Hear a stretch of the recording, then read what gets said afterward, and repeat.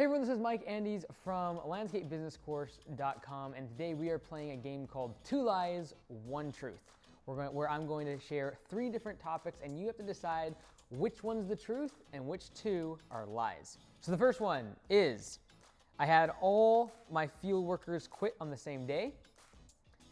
I was sued by my first non-friend employee. And 3, I had a manager withdraw half the checking account while I was out of town. The answer is I was sued by my first non-friend employee. So kind of classic beginner's unluckiness, I guess. It was a bad introduction to hiring and team in general, and that was the very first person I hired that wasn't a part of my family or friends, close kind of group. That first person sued me, and they did so because they claimed that they slipped on the ramp to the trailer, and they said that they got injured from it and they got surgery, and they wanted to sue me for that.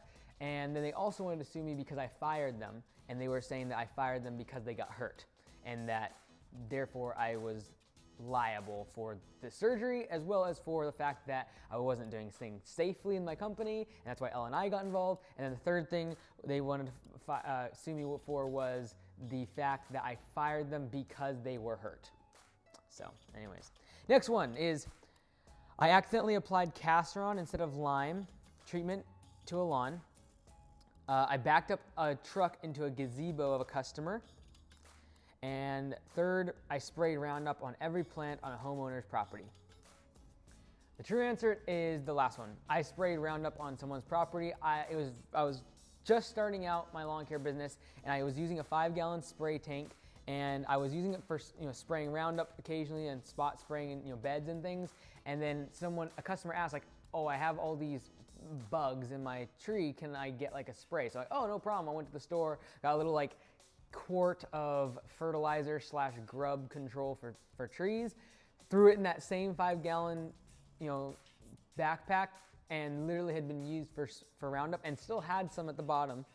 And I figured, I'll dilute it. I'll just fill it up with a bunch of water. So I put the quart in, filled it up with water, sprayed every tree, probably a good $5,000 to $10,000 worth of trees, probably 30 to 40 nice plants that were well established.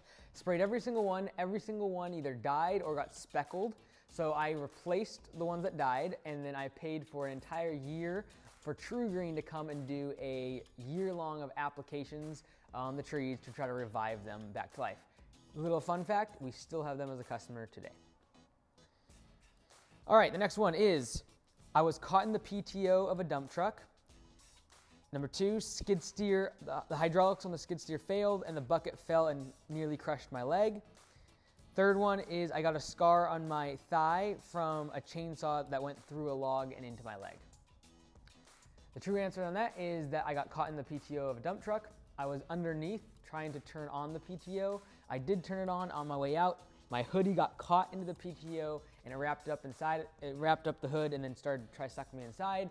Fortunately, it ripped down the center through my shirt and my hoodie. I fell out of the PTO.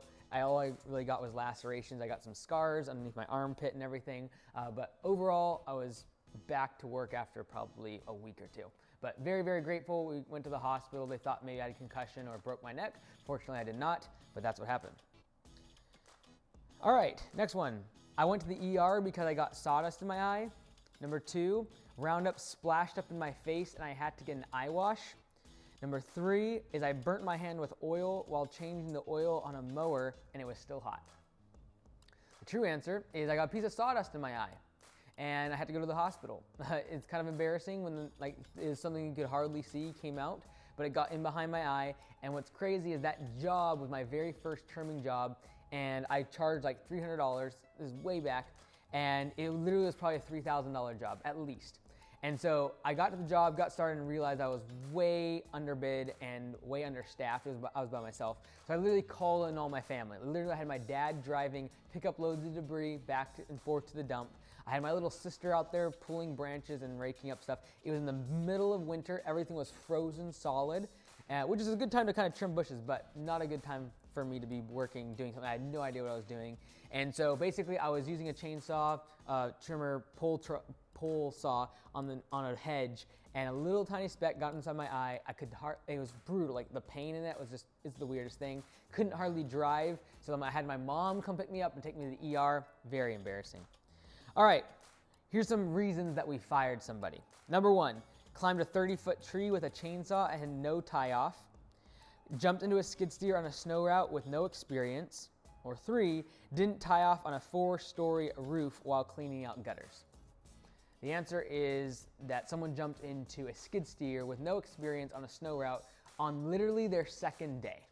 All right, so their second day of work, they hopped into a skid steer. They show up on a job halfway through a big snow plowing job, and they hop into, without talking to the manager, without talking to the other staff members, just hop into a loader and start plowing. And so they were fired that evening. It's bad against safety protocol, but more importantly, they never even communicate with the manager and the other employees that were on site, that were experienced, and so they were let go. All right, last one. First year in business, our main marketing method was, just kind of fill in the blank. What was our main marketing method the first year?